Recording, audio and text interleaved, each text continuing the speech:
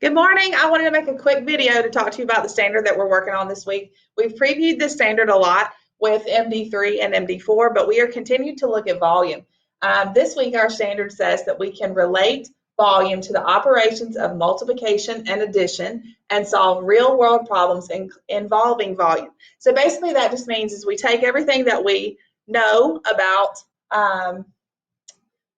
adding and multiplying, and we apply that to finding the volume of a shape. So instead of having to count all the individual cubes, we can just use a formula to find the volume of the shape. So we learned last week that the formula for finding the volume of a shape is length times width times height. So I'm just going to write that down somewhere. So length times width times height equals volume.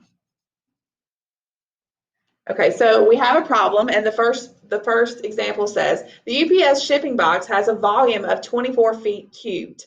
If the box has a length of 3 feet and a width of 2 feet, what is the height? So we know the length, and I can go ahead and label that on my diagram. My length is 3 feet.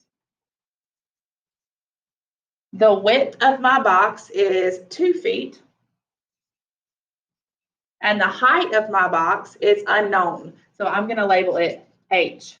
So I can plug those numbers into my formula, and with the information that I have, I can figure out what H is. So if I know that my length is 2 feet times a width of 3 feet, and I don't know my height, so I'm going to use H to represent the height.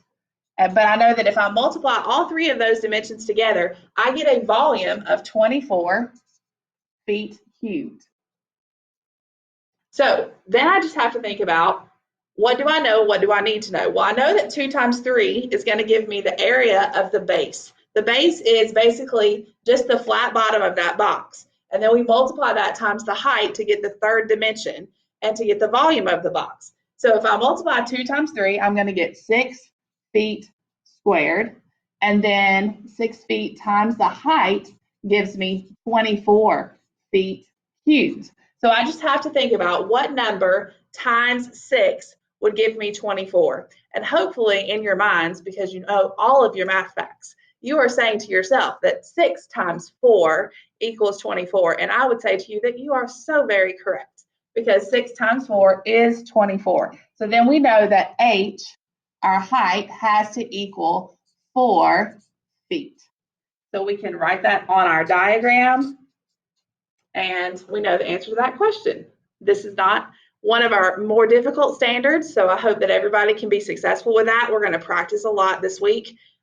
Even from home, I think that we can master this. I'm going to be available to answer questions, but I'm going to leave you with a question that I would love to hear your comments on. So you can comment under the video, or you can message me privately with through email or through the messenger on Google Classroom.